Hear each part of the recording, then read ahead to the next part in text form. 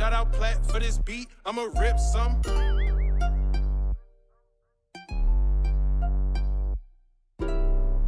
Relax and breathe.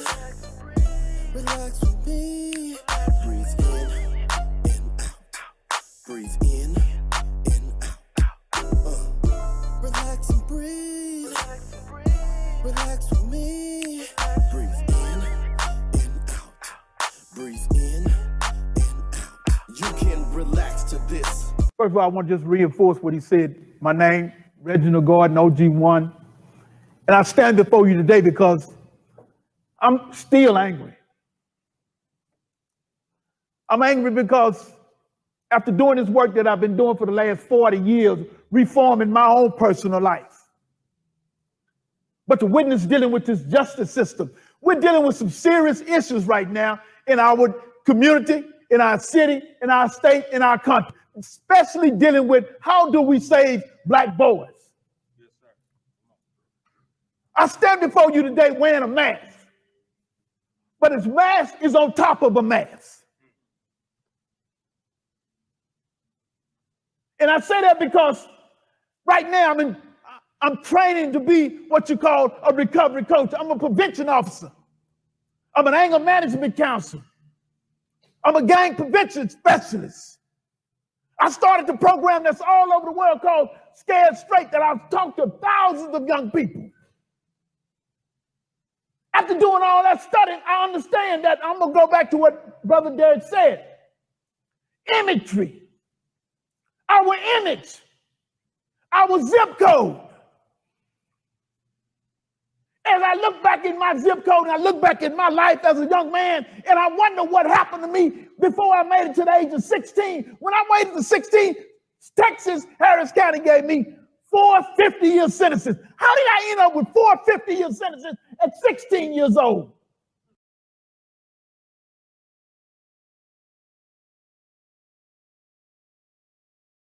Today, we're really honored and privileged to have a very special guest.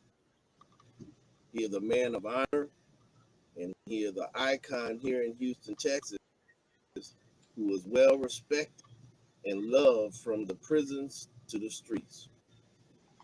He is the founder of the original Scared Straight program here in Texas, and he's also the founder of Operation Outreach. I am speaking of none other than Reginald Gordon, otherwise known and affectionately known as OG-1. And I'd like for everybody that's watching us to just give them a round, warm welcome of applause to the show tonight, to this evening, afternoon. Peace and blessings, my brother. What's going on, my friend? How you doing today? Good to be a part. Good to be a part. I can hear you great. How about me? Yeah, you good. Can you hear me great? All right. Yes, sir. Right. I'm just great. I'm just great to be among you today, brother. I'm glad we can sit down and do this interview. It's long overdue. Yes, sir. Yes, sir. Definitely. We got a little history. You know, we go back a little bit.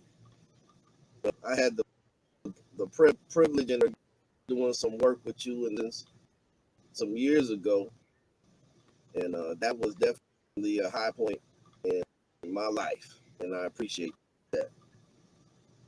Right. Yeah, that work we were doing in the jails and the prisons, man, going in there educating them brothers, man.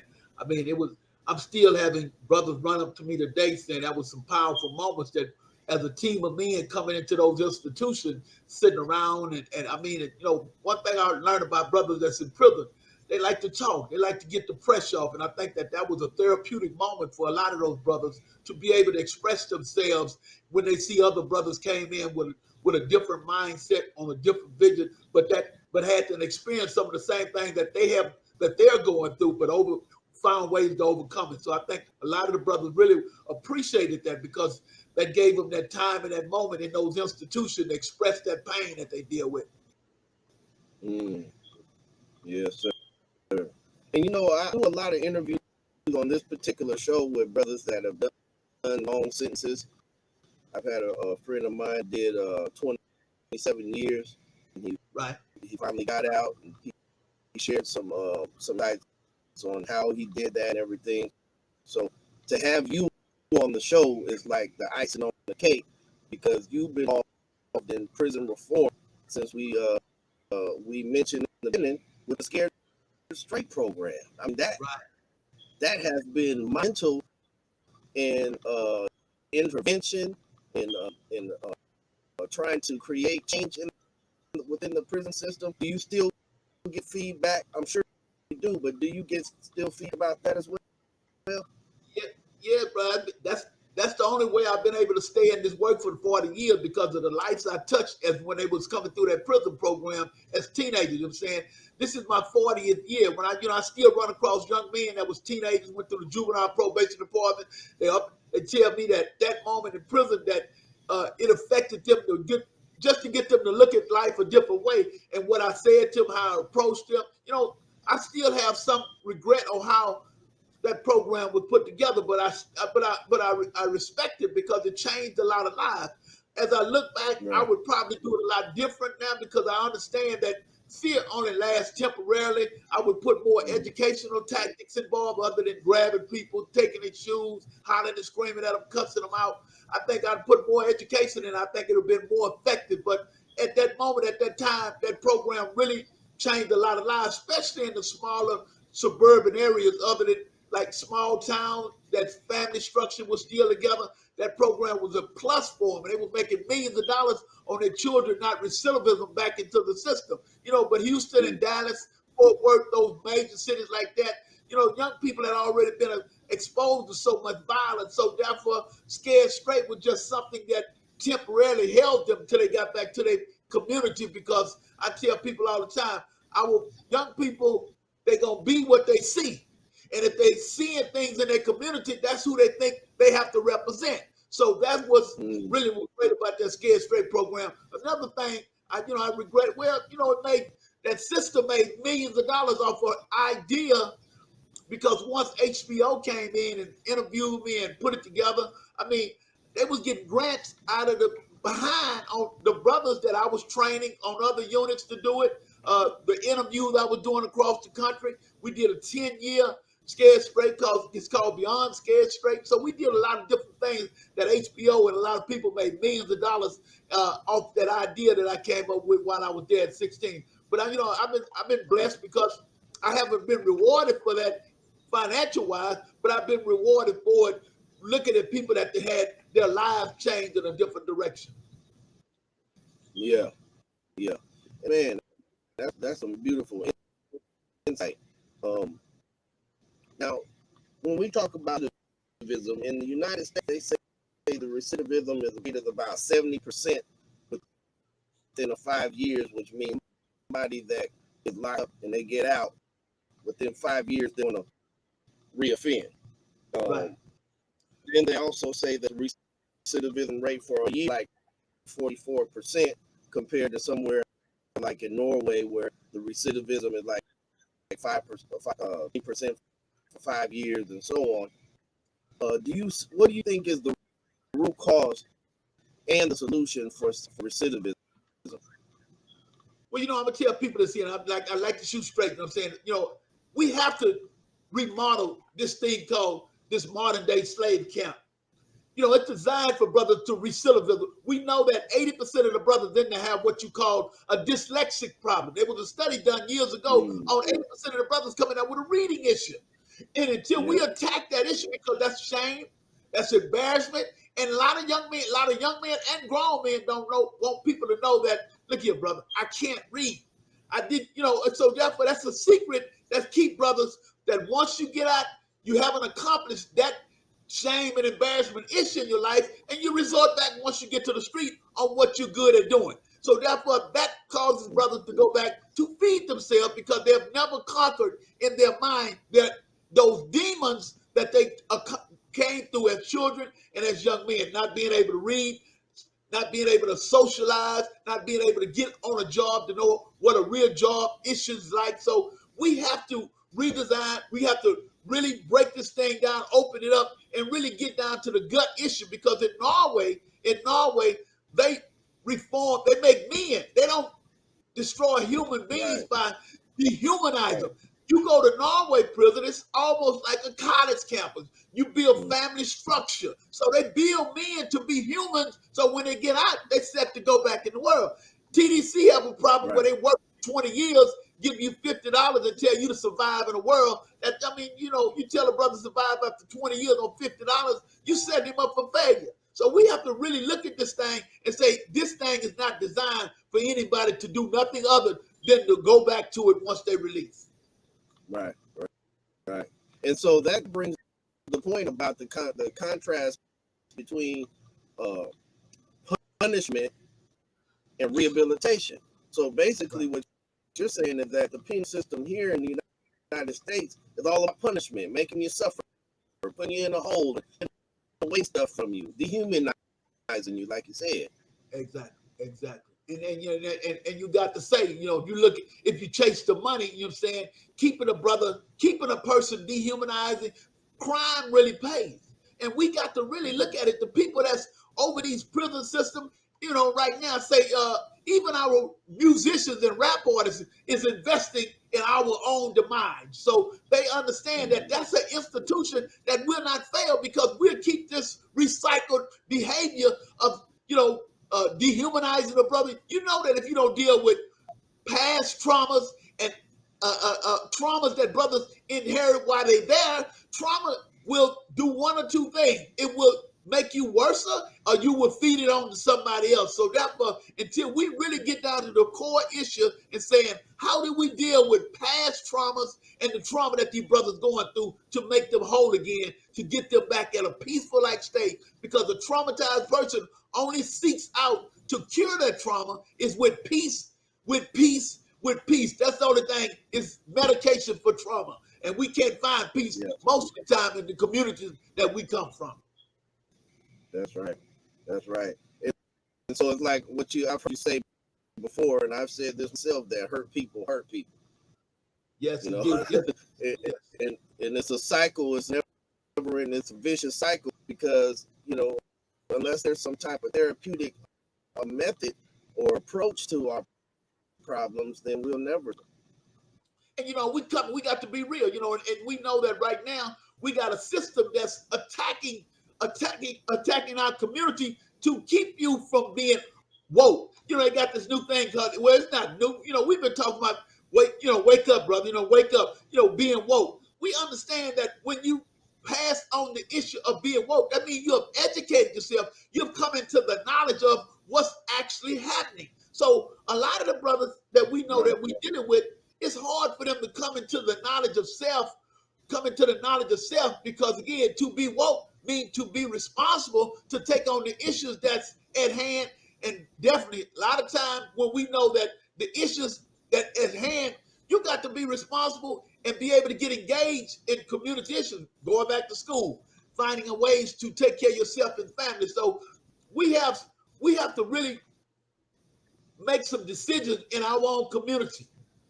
How do we continuously to let a system, we know it's a system that's designed to keep us recycling, redestroying ourselves, and keeping millions of dollars coming to a group of people that it don't come back to our community. Right. Yes, sir. And you grew up in Houston, right? You're a Houstonian native, is that correct? Houston. Yes, I am. Houston native. Yes, I am. Sunnyside. Sunnyside, deep Sunnyside. Yes. And when you got in trouble, you was what you like saying 16, and you was in a gang. Is that correct? Yeah, I called myself up. You know what I'm saying? Because I was affiliated with young brothers at that time. You know what I'm saying? Because they thought like I did, they act like I did, and they made me feel comfortable around them. They gave me a spot of feeling safe and protected. So therefore, at a young age, being kicked out of school, not having a strong family structure, not having good leadership in my family. I come from a family of men that didn't have leadership roles. They was men that come out of a country-like area that was fearful of a system that kept them in check. So they never challenged anything about the system. So my father figure was never there in my life. So I gravitated towards people that had good, strong leadership that wasn't afraid, and it gave me and it gave some pointers to me that built my self-esteem up along that little gang life activity. Yeah, I got caught up in it, and eventually it does what most gang lifestyle do, brothers. I'm saying eventually it kills you, or eventually it sends you away for the rest of your life.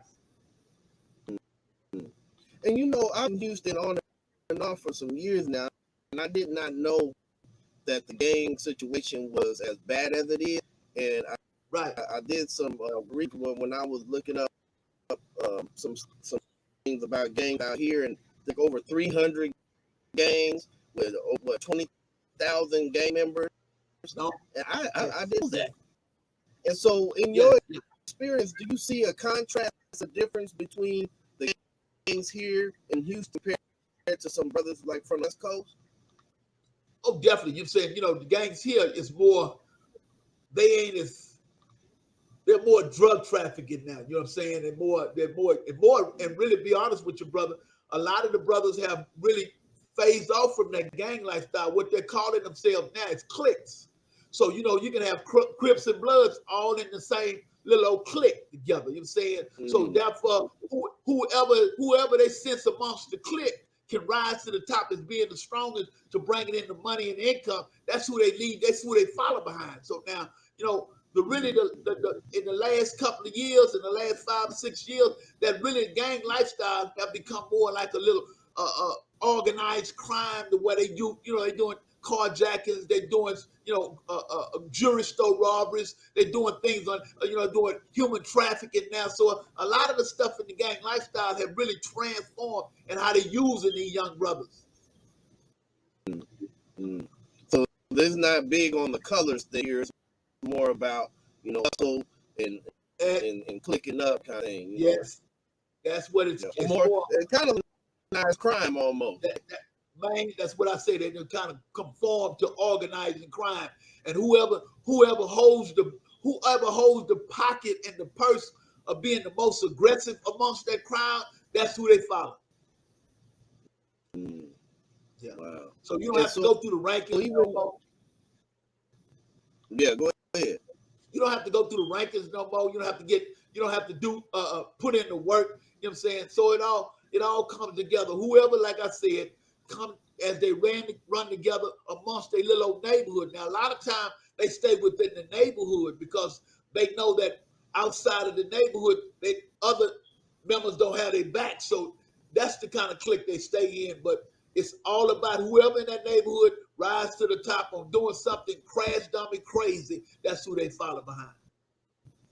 Wow. And I know that what attracted you too was the difficulties you had in school, because some things that you mentioned before, that's something that you struggled with as a youth, was the reading, the dyslexia. You had to confront that as a young man. Yes, that was one of my main secrets that I dealt with, other than size, coming from a family, from an alcoholic father that really brought a physical abuse to the family at that time, as he dealt with his own personal problems. You know what I'm saying?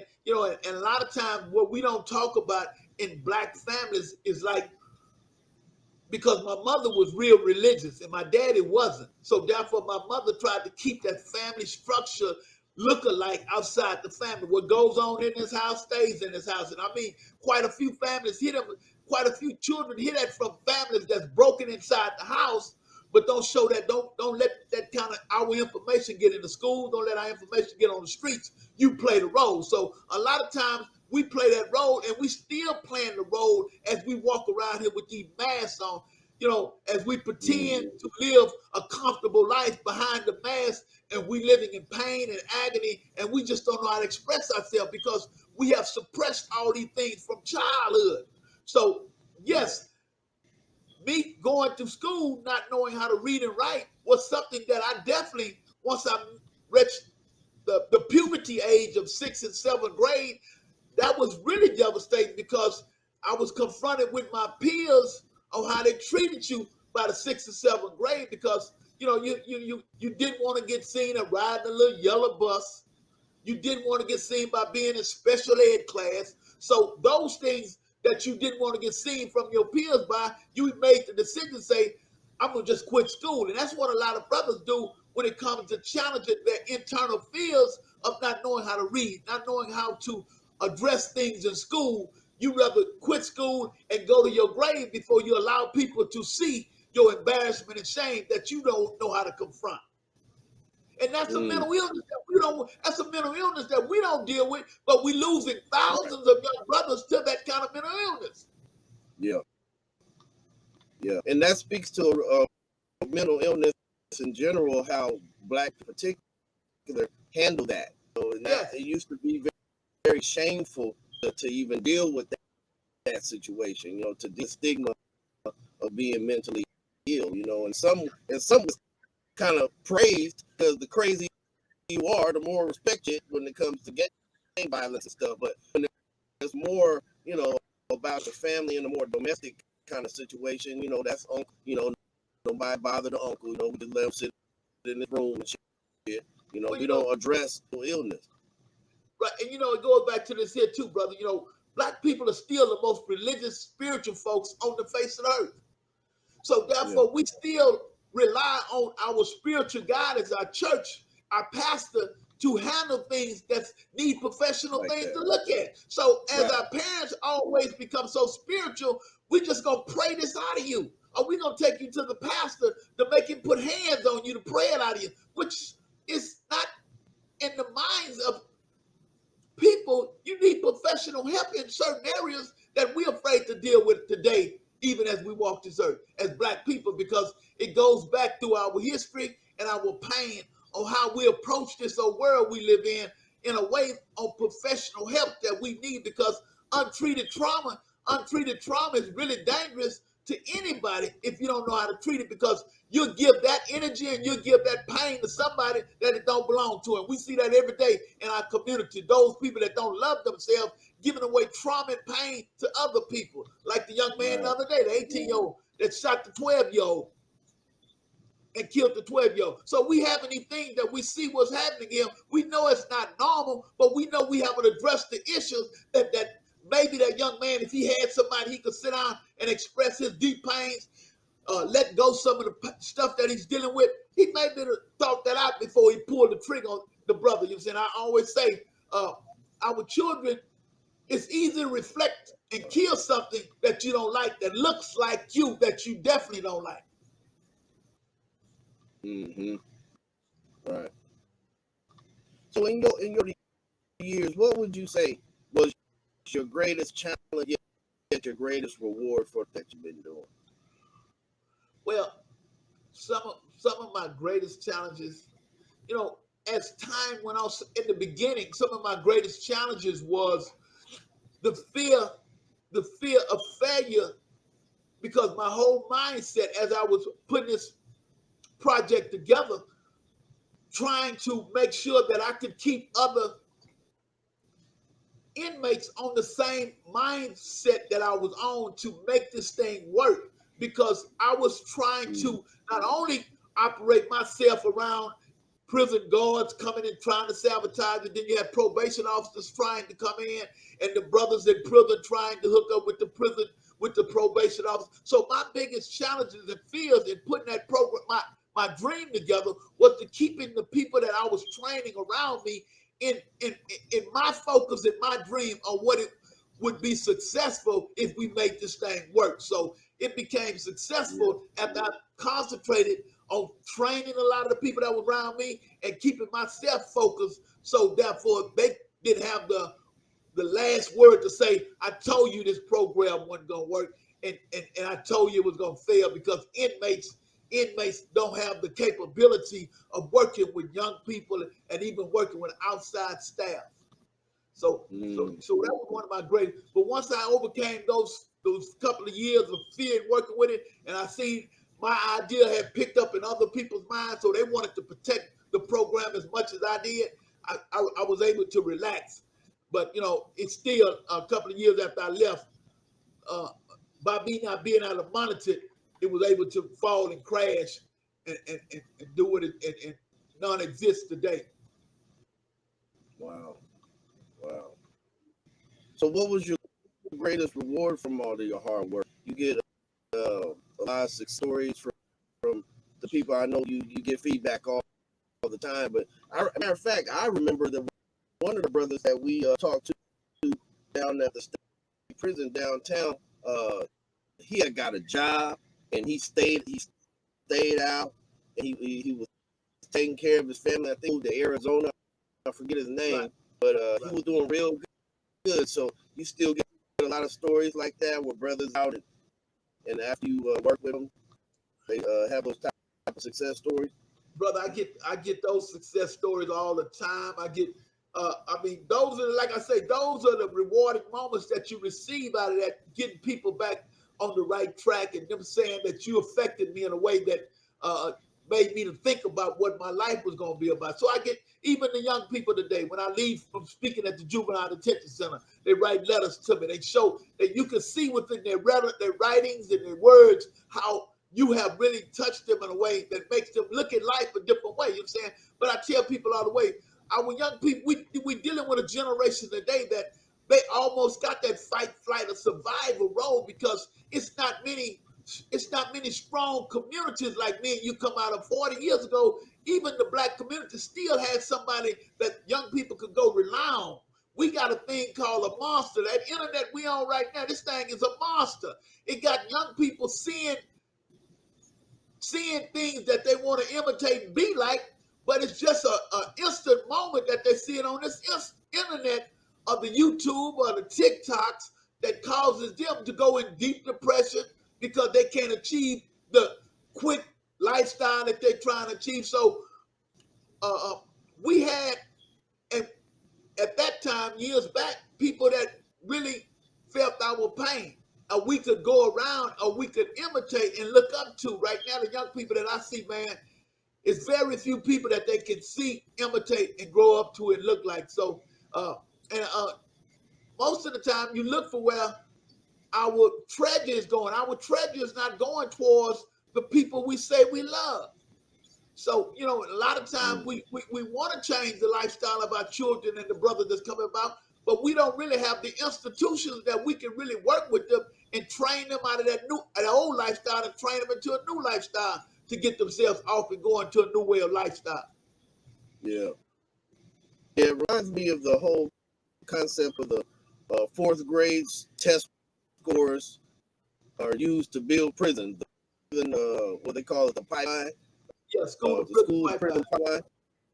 Yeah, and so that's real. I've seen some documentation where they try to say, that's just somebody made up and all this stuff, but we can see you in the trenches. You know it's real. It's actually right now, the numbers and the stats don't lie. They showing it right now how here we is coming out of a pandemic. That's why I'm so frustrated now. We coming out of a major 2-year pandemic where young people had to learn over Zoom, which we know that young people coming from the neighborhood that I come from, Zoom can't keep their attention. So therefore, you done lost 2 years of education by laying in your house, and here you are. They throw you back into school 2 years later, so you 2 years behind in reading and writing. So here we got sixth graders with third grade reading levels. So we know that ain't gonna last long for that particular individual. But in our community, we haven't mobilized, come together, dealt with some of these major churches that could open their doors to do some literacy classes to try to catch our young people up. We are in a dangerous position right now, brother, coming in our community with this next generation. And I'm telling you, we're dealing with a generation right now that's frustrated, that's mad, that got a new drug on them, that don't mind killing you or themselves. Right. Yeah. Shoot, man. I got a slideshow. I want to just go through the slideshow with you, some pictures of certain things you've done, and I just want you to speak to each one of these. Put it up real quick.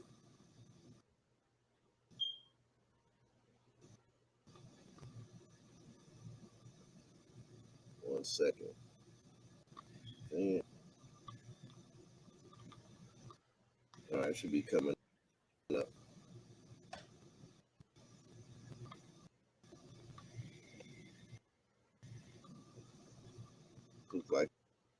Loading. Okay, bro. All right, here we go. All right, so talk to us. How did you get the OG-1? Where did that come from? Back when I was released in 1995, I was released from prison from 1995. And by me still knowing that you have to know the people to deal with the people. You have to know the people to love the people. And therefore, I was coming out of prison in 1995 at the height of this gang warfare that we was having. Rap music had turned it from regular rap music, turned into gangster rap music. So I had to come in to put together a program to deal with young people. You got to know their language. You have to know their music. So therefore, I had to build an image up to where young people could ask me what I need them to do. Ask me the question. What do OG-1 mean? That's what that does, bring attention to young people to ask me the question. That only means the original group 1 that I started from prison in the Scared Straight program. But it was an anonym that I put together that have brought plenty of attention from young people asking me the question. And my job as the facilitator is to lead them in the right direction. So that name have been a great advertising promotion for me in connecting with young people. Right. Because everybody likes an OG. You know, everybody likes an OG. Yeah. That's right. All right, the next slide. Let's see. I think it's gonna be. Yeah, this is the DVD about the Scared Straight program. And so, did you start in Sugarland? I started the original. Sugarland. That's the original stomping ground. That's original stomping ground, Sugarland, Texas, brother. The way they came out and did the interview and DVD on it, you know what I'm saying? So that's me actually at the bottom there in one of the young people's faces, you know what I'm saying, expressing that Scared Straight program. But yeah, it started in Sugarland, Texas, where they came to. You know, it's quite a few movies that they came to Sugarland and did. They did a movie in Sugarland, you know what I'm saying? But quite a few movies they did in Sugarland. So Sugarland was like a setup ground for motion pictures and people to come in to do interviews and do documentaries. Was so because it was much more open and friendly at that time. I'm just 10 minutes from Sugarland, right where I live right now. Right, yeah, they shut Sugarland prison down. Then we got this newspaper clip of you. Which one is that? That's me. Okay, the next slide. Oh no, that's me you at Juvenile, I think.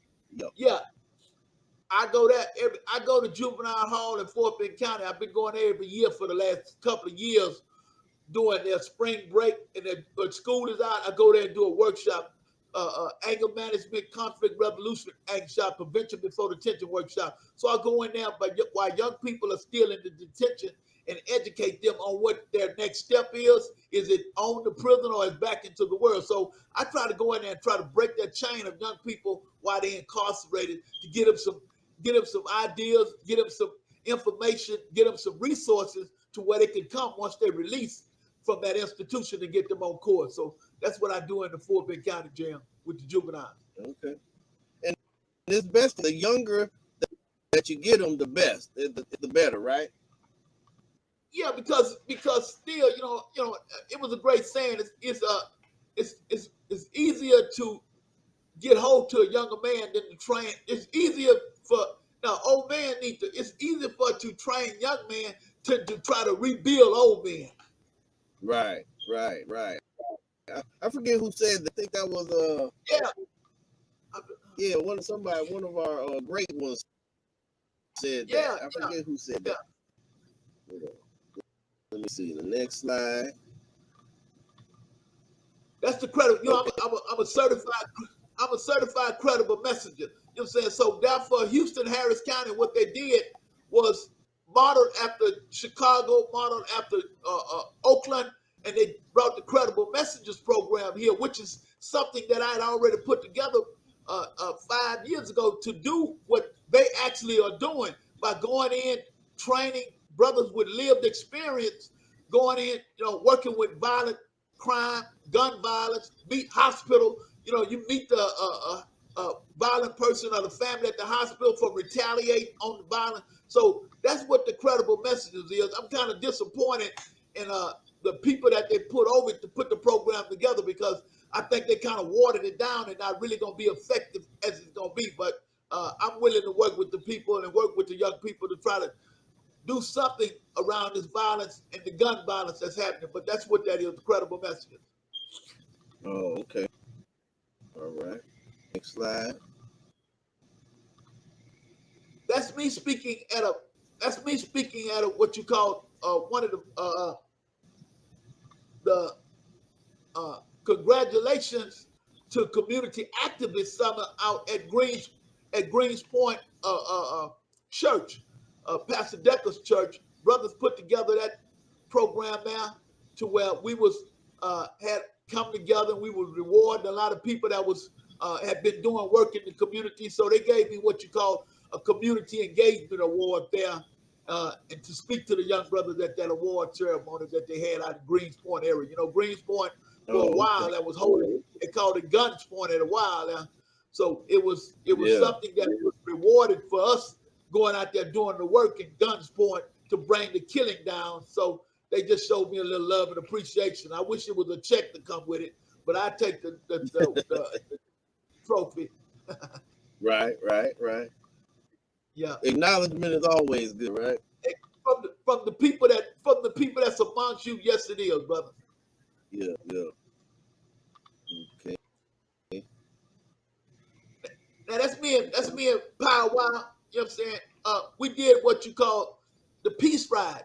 We was doing peace rides around the South Park, Sunnyside, Third Ward area, where we was all coming together to drive the slab cars, and bringing the people out to bring about how do we grab hold of the peace and to stop the killing in the Sunnyside, South Park area. So a lot of the local rappers came out and supported us as we did this long peace ride through Third Ward, Fourth Ward, and we actually got the HPD Police Department to give us guide us all the way through the lights around the city. So it was a nice big peace ride that we put together at that time. All right. Paul Wall had a beard. He looks different with his beard like that. Yeah, he looked different. Look like more like a light-skinned brother right there. Let's see. Now this is a group of young brothers that when the pandemic started, when this COVID first hit, and everybody went into a deep panic. And that was a group of young men that I'm working with at the Covenant House, the Teenage Covenant House, where young people, homeless young people from the ages of 18 to 21. So what they did at the homeless shelter for the young people is that they had to have a certain amount that was in the shelter. All the ones that were sleeping on the floor, that they couldn't get the 6 inch or the 6 feet distance at these shelters, they kicked them out on the street. So a lot of the young people that I working with in the homeless shelter that was kicked out on the street, they had no other place to go. They was panicking. People that kicked them out knowing that people died from COVID. So they came over to the place that I was at there at the wellness center, and I had to come up with something after they told me they was kicked out. So they looked up to me and said, what we do?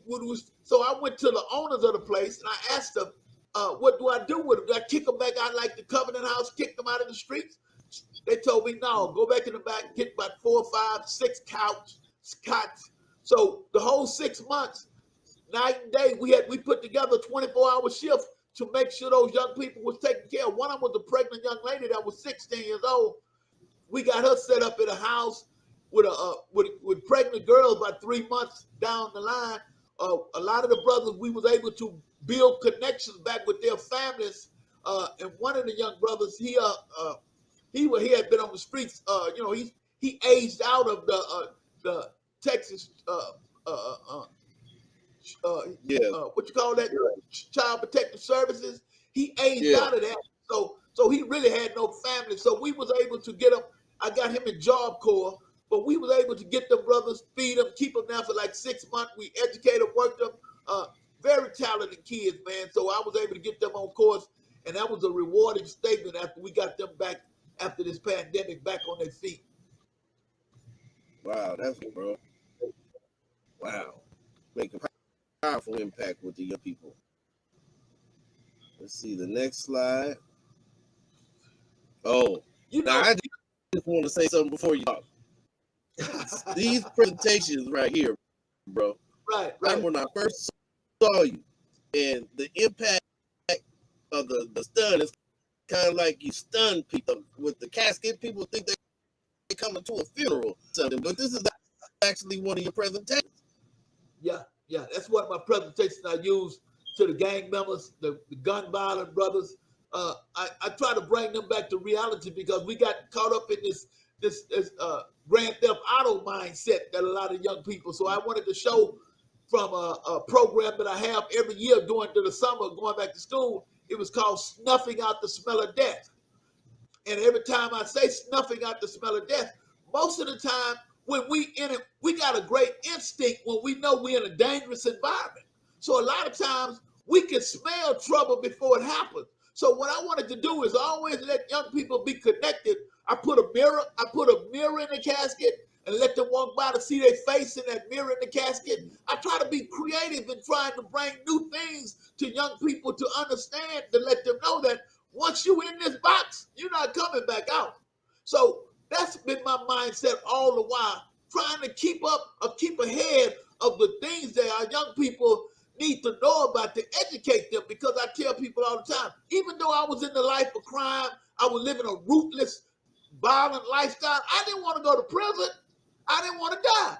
So therefore, I was grateful enough while I was there to re-educate myself about how beautiful life can be if you know how to use it and take advantage of it. So I want young people to see life can be beautiful outside of being put in one of those boxes and caskets.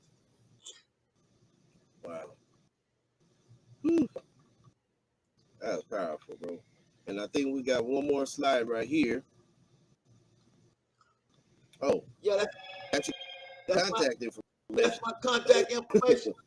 I just would whoever out there, if you want to support me, you're saying we do a lot of work with young people. I just opened up a training trauma form treatment center that I'm working with young people at. When I'm working with the brothers, we're training them in the jail. Once they get out of jail, we're doing community service work with the brothers. So whatever you can do to support me, volunteer work that we're doing with the young people, do that. This work is my life.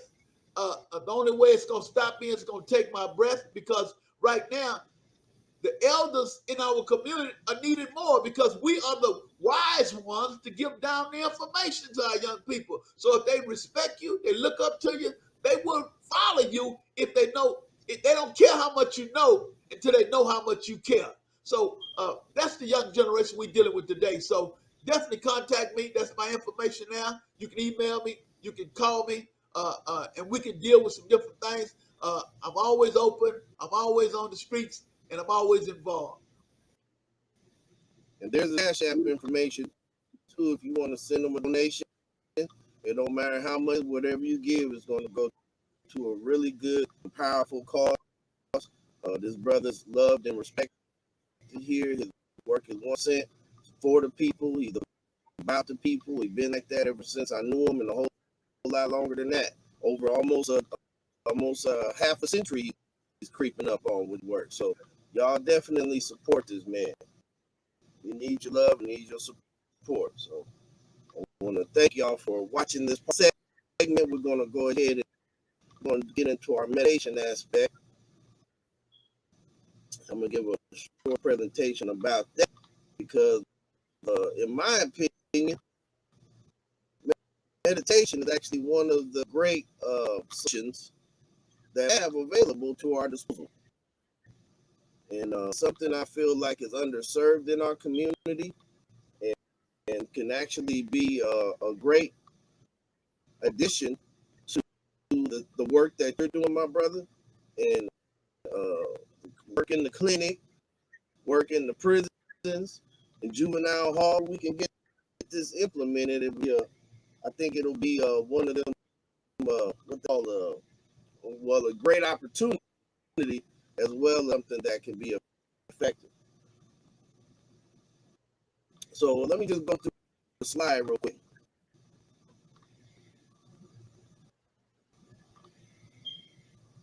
one of the things, one of our slogans with Relax and Breathe is that mental health is wealth. Mental health is wealth. I know a lot of people hear health is wealth, but mental is wealth as well, right? There was actually a study, just a little tidbit, little fun fact. There was a study on a method called transcendental meditation that was funded by a man named Maharishi. And Maharishi had his followers do some experiments with meditation. And he had foretold this many years, like in the 50s and the 60s. He was real popular during that time. And he said that 1%, the square root of 1% of the population meditated for a period of time, that it can reduce global crime rates and conflict in general. And so there was a study done in 1983 that his followers gathered and meditated for 3 weeks. 7,000 of his followers meditated for 3 weeks, which at the time was about the square root of the world's, the square 1% of the square root of the world's population. And crime rates dropped anywhere 16 to 26%. In turn, international conflicts decreased by more than 30%. International terrorism decreased by 72%. So the power of meditation is not to be underrated or underestimated. But the question is, what is meditation?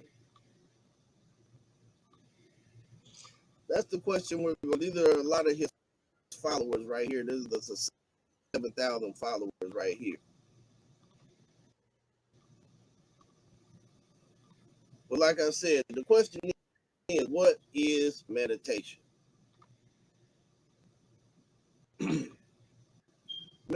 Meditation comes from, the word meditation comes from the Latin word meditor, which means to reflect, to ponder, to consider, or to practice. And really the word, to me, the most important word of that, out of all of them, is practice. Because practice makes you what?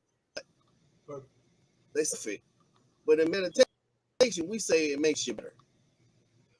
So, and one of the things of meditation is that it always has a focal point, that practicing to observe. And so that focal point could be the body, it could be the breath, it could be a word, or it could be sound, it could be walking, it could even be food. Food is even used as a form of meditation. There's something called mindful eating. And mindful eating is something that can help people that suffer from like acid reflux. Most people that suffer from acid reflux, they're either eating too fast, they're not chewing their food completely, because chewing is the first part of digestion. So we have even mindful eating. All meditation styles have the same goal. That's one thing they have in common. The goal is relaxation. And I know that you talk a lot about fight or flight, and that's actually one of our problems. And I think I heard you mention in one of your interviews how, and you just mentioned today, how you kind of wanted to get away from the fear factor because it's temporary. And that was a healthy realization too, because fight or flight is the problem. So in our nervous system, we have divisions of our nervous system. We always hear about the sympathetic side, which is the fight or flight side. What a lot about is the parasympathetic side of the nervous system, which is rest and digest. It's when the body goes into homeostasis, into balance. And these two divisions actually work together. One to get us prepared to survive, but the other one is designed for healing, relaxation, digestion, calming emotions, respiration, and things of that nature. And so meditation to focus more so on the parasympathetic side of the nervous system. And what it's doing is we're actually cultivating in our body something called relaxation response. And this is actually a new scientific term that means that you're cultivating your awareness in such a way that instead of reacting to negativity or stress with your fight or flight response, you learn to respond with calm and relaxation, be more rational and solution based. A lot of times when we're erratic and we allow ourselves to get upset, we forget, our logic goes right out the window. So we need how to be more rational when problems arise and think more in terms of solutions. That's something meditation cultivates. So in my personal practice, I developed a method called the relax and breathe method. The relax and breathe method has 4 domains, which, as you can see, are relax, breathe, observe, question, and see. So we're going to talk about each one of these briefly. Relax is referring to relaxing the shoulders. If you relax your shoulders, you just give yourself a massage. OG-1, just put on your shoulder and just give yourself a massage. And a lot of times when we go to a masseuse, the first thing they check is our shoulders to see if we have tension, because we build up a lot of tension, because the shoulders are very instrumental in how we respond to stress. So if we relax our shoulders,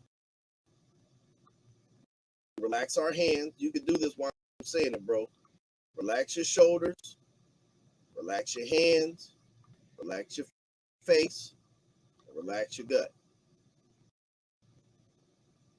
These are the 4 areas of our stress response. Because our shoulders go up, our hands clench, our face frowns, our gut clenches, which is why we raise our voice when we're stressed. So we're learning how to put ourselves in a relaxed state just by putting our attention on each one of these: shoulders, hands, face, gut. The next we're going to talk about is breathing. So basically, relax and breathe, 2 words that are implicating relaxation in 2 different ways. The first word is relax, shoulders, hands, face, gut. Breathe means in through the nose, out of the mouth, with the diaphragm. Most meditation styles do not focus on diaphragmatic breathing. You go to a meditation class, they'll just tell you to breathe in this way, breathe out that way. But we put emphasis on the diaphragm because the diaphragm is this bell-shaped muscle. I think I have a diagram on the next slide. Oh, no, I didn't. I didn't put it in the slide. But anyway, it's a big bell-shaped muscle at the bottom of the rib cage, biggest muscle in your torso that helps you breathe deeply and completely. So the heart sits up on it, the lungs sit up on it. It helps the lungs move because the lungs are elastic. They're not made of muscle tissue, so they just move up and down with the diaphragm. So when you breathe diaphragmatically, it helps you take a full cycle of breath and increase your circulation and getting the oxygen circulating through your blood. So we would breathe in through the nose, which is the filter. The nose is the filter. It even has the enzyme in your mucus called lysozyme that helps kill bacteria. So we breathe in through the nose to fill the air. We breathe with the diaphragm, and when we breathe deep, we can breathe out of the mouth. So that's what relax and breathe is in a nutshell. But the other 3 mental domains is observe. The third one is observe. And as we talked about earlier, meditation always has a focal point. Well, we say observe because we're always learning how to observe an object as it is. So you can observe the breath, you can observe the body, you can observe emotions, and even the will or intention. These are all very important parts of self-awareness that can help you calm yourself down and be more objective.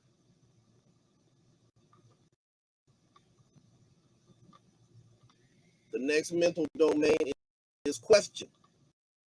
And this is a clip from the movie Matrix, where Neo was shot and killed, and then he woke up because he realized that what just happened was really not real. So when they shot the agents shot at him again, he said no, and he stopped the bullets from coming to him, and then he plucked them out the air and just kind of turned them on, just looked at him. And so when we say question as a part of the relax and breathe method, you relax, you breathe, you observe, and then you question what you're observing to put it into subjection. So that's what questioning means. It means to observe phenomena as it arises within you.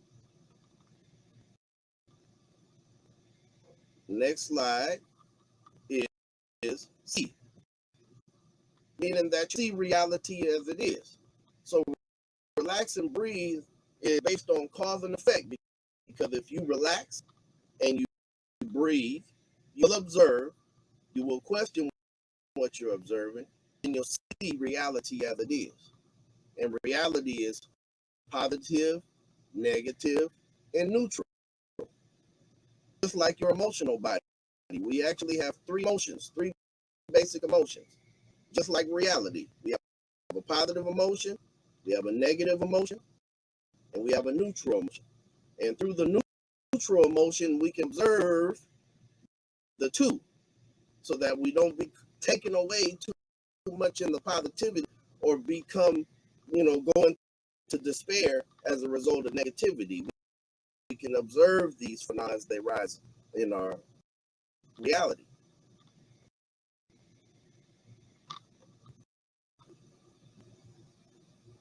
So just in summary, relax and breathe has 5 mental domains, and they are, you want to say it with me, bro, you can. Relax, breathe, Relax, breathe, observe, question, and see. Yes, sir. And that's the relax and breathe method in a nutshell. So what we'll do now is we're gonna put it into action. We're gonna meditate for about 5 minutes. I'll set an alarm over here. What we're gonna do is we're gonna observe the breath as it enters the nostrils. We're gonna put all of our mental attention right here at the nostrils. And when you breathe in, you observe the sensation of the air going in. When you breathe out, you can breathe out of your mouth. You can observe the sensation of the breath coming out the mouth, or you can breathe out the nose. You can breathe in and out the nostrils, whatever is more comfortable.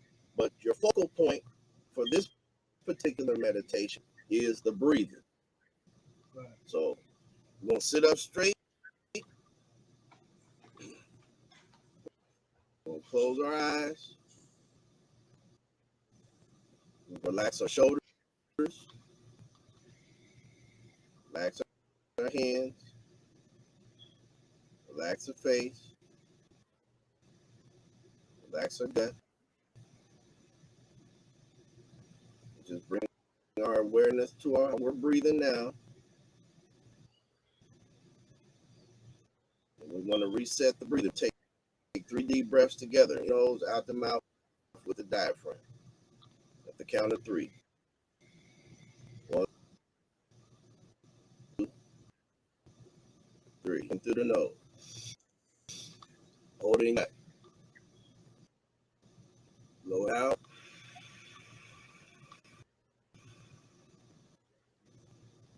Again,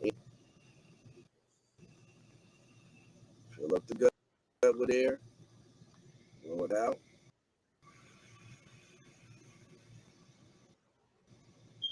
More time in,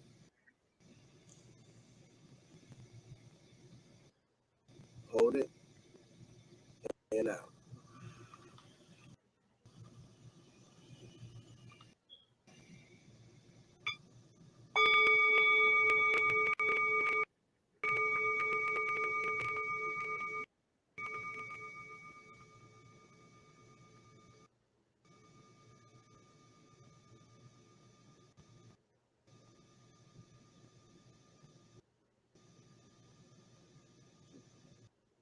Watch the breathing. It comes in through the nose. Breathing with your gut.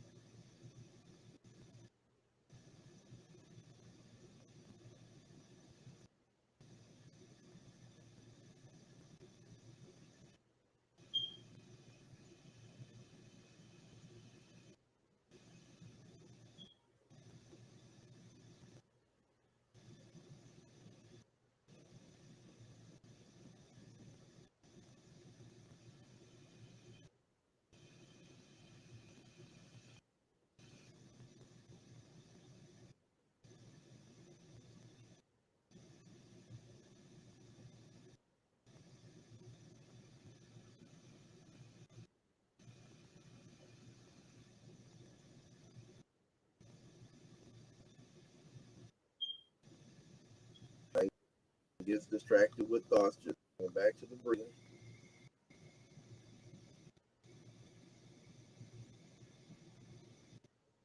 Go back to your mind, go back to your emotions, go back to your body.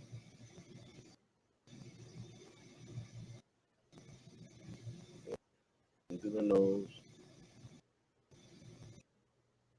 Keep your attention on the nostrils. Your breath in and out.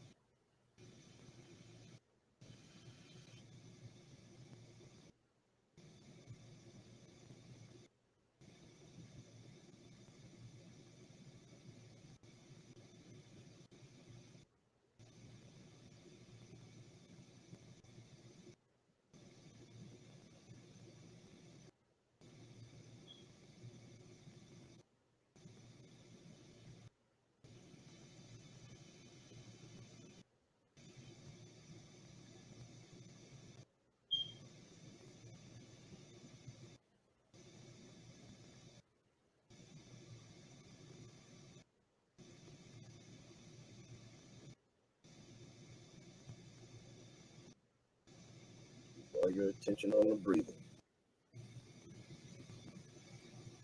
Mind wanders, just bring it back to the breathing.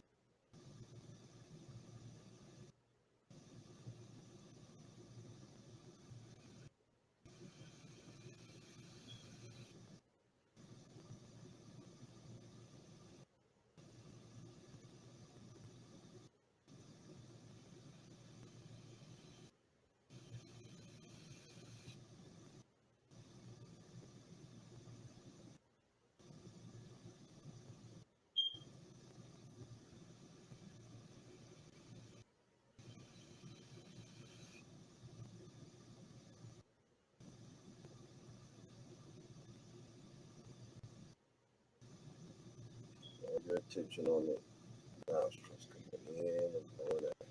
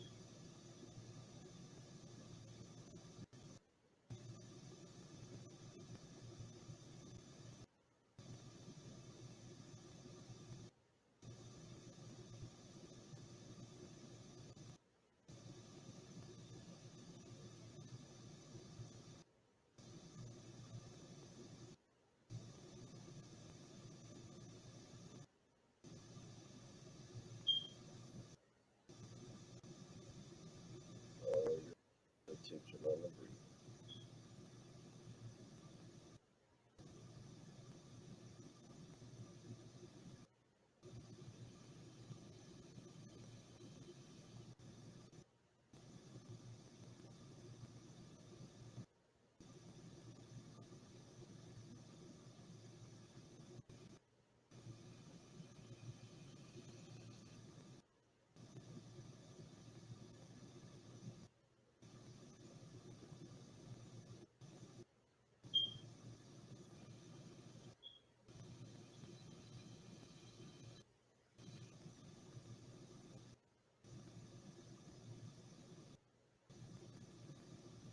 All your attention on the in and out.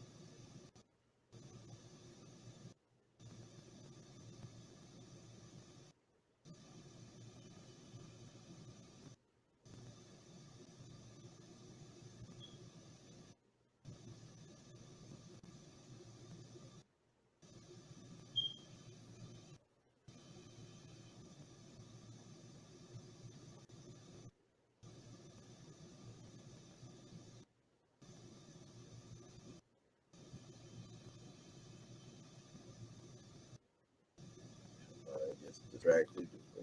Go back to the breathing.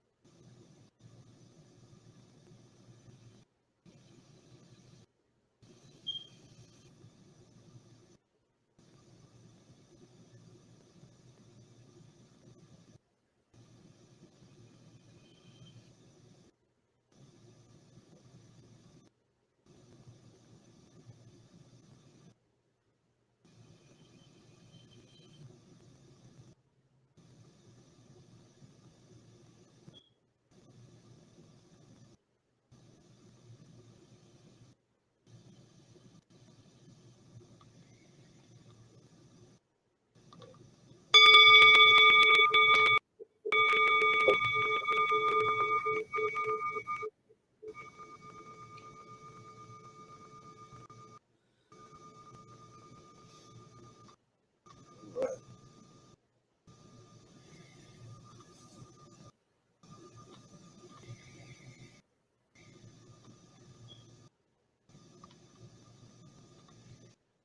My alarm didn't even go off, but that's okay. I enjoyed that. How you feeling, bro? Feel relaxed. I was pretty loud, yeah. I almost went to sleep, man. That's good. That's the symptom of that you're doing it right. Right.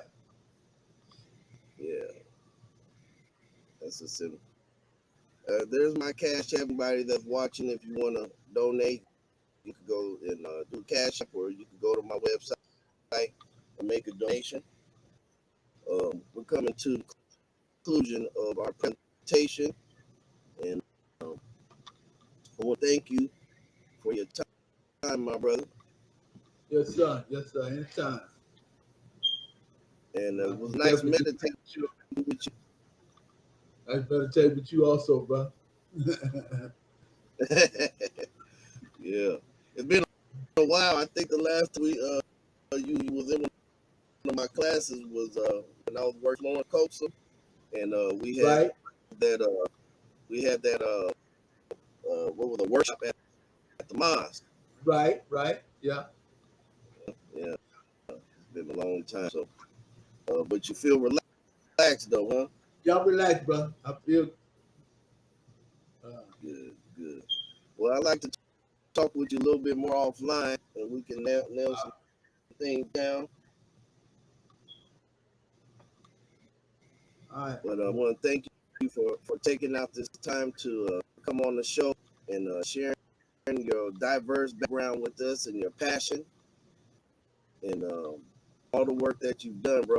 We really appreciate you, and I'm glad to introduce you to my people in California. I got a lot of people that watch my show in my hometown, San Diego. So I wanted to give them exposure so they can see that there's somebody out that cares, that's working on our behalf. And I want to see you continue to be successful and reap the rewards from your hard work. All right, brother. Well, I appreciate you, brother. And I definitely, like I said, this is my love and my passion. Work got to be done. So appreciate you again for having me on, and much success for your show. And I'm looking to see what I can do to connect you with working with them young people, because they definitely need it. You can relax to this while I kick facts to this. While I spin your mind on this axis, I'm galactic. Feel the magic. You can grab it, cause you can have it without the static. Silly rabbit. Bad habits got you living life that's tragic. But I'm pragmatic, and it's emphatic that you learn the mathematics, the diaphragmatics. Cause knowledge is bliss. The present is